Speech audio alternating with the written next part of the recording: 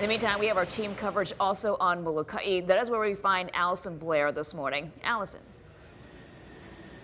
Hey Grace, I had planned to tell you how we're seeing more rain than sun, but the sun is just now peeking out again here in Kauai. Winds still very minimal. I want to show you some video that viewers have sent in from other parts of Molokai. We're going to start with Tyler Tanaka. He texted me this clip from his backyard in Kauai. You can see it's pretty foggy and drizzling rain. Winds were still light there. This next video is from Daisha. She's over by the airport, foggy there as well, and a gentle rain is falling.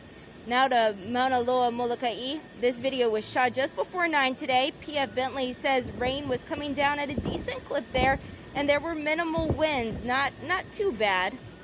Flooding is expected in low-lying areas. If you need to evacuate, an emergency shelter has been set up and is now open at Molokai High School. Officials on the island are really urging people to hunker down. They want everyone to take this storm very seriously. Longtime residents say although we're only just starting to see the effects of Douglas, it's already a historic storm, that they can't remember the last time a hurricane tracked this close to the island. Now, right now, I'm joined by one of those longtime residents, State Representative Linda Coit. Mr. Coit, talk about, do you think people are taking this storm seriously enough here? I think some of them are, but the bulk of them, as we see them driving around still, out looking about and checking. But we got to be serious. Like I said, the shelter is open. We have one person there at the shelter. She's there because she's an elder woman. She also has healthcare issues, and she want to be make sure she's prepared. She doesn't want to run to the shelter later. What I'm trying to tell everybody to do is be prepared. Whether we get a major disaster here or not, is that we want to be prepared. The shelter is open. You can go there. Don't take it for granted. We don't want you caught in the low-lying areas and everybody tries to get from east and town up to Ho'olehua. There's one shelter there. So we got to make sure that, take your time, go up there now. We're supposed to have the brunt of the eye at 2 o'clock. So we want everybody, to be ready. Talk about what residents need to bring with them to the shelter if they decide to go. And obviously, this is a decision that's going to need to be made pretty soon because there are portions of this island, once it starts raining, that's it. You're stuck there. Yep.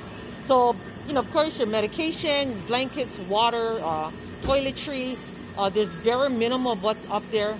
Sleeping stuff, 14-day supply of food. But like Molokai, it's really resilient. For those that are in the low-lying areas, we have those above the markers.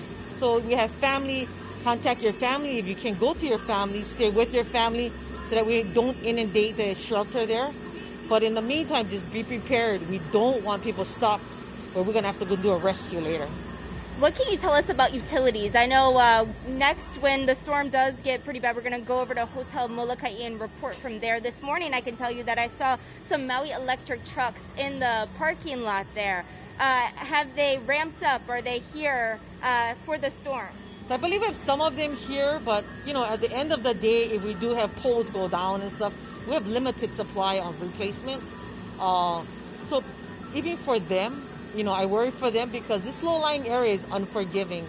I don't think we'll see something like we're going to see as in sea level rise. We will incur flooding, as you saw some of it.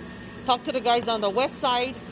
They see very little rain, wind, off and on. East side, same thing. But like I said, we're looking at probably another 3 more hours before we have the eye over us. Let's talk a little bit about KALAUPAPA, what's happening over there. I spoke to a couple people who hiked up yesterday. I know that most folks evacuated. I believe there's just about 9 patients there right now and some state staff. What else can you tell us about what's happening down there? Well, even down in KALAUPAPA, very minimal. Even they will have to hunker in place at this time if they haven't gotten out. Some of them choose to stay and not to leave. Even at that point, I say, have something ready, have something on the side that you can take with you, and it would have to be the hospital that they'll have to go and hunker at. Anything else that you really want to get out to people today before we see the worst of this storm come through? I would just like to say if they don't have a place to go or family to go to, please take advantage of the shelter. It's there for a reason. And if you do have your animals at this time, you would have to take them with you. Whether or not they're going to be accepted in the shelter is going to be a whole nother issue. And they're big enough and wide enough that we are looking at the social distancing issue there. But as of now, I mean, they are real calm. There's nothing much happening up there. But don't take the chance and wait too long. Do it now. Thank you so much, State Representative Linda Quaid. We'll go ahead and send it back to you in the studio.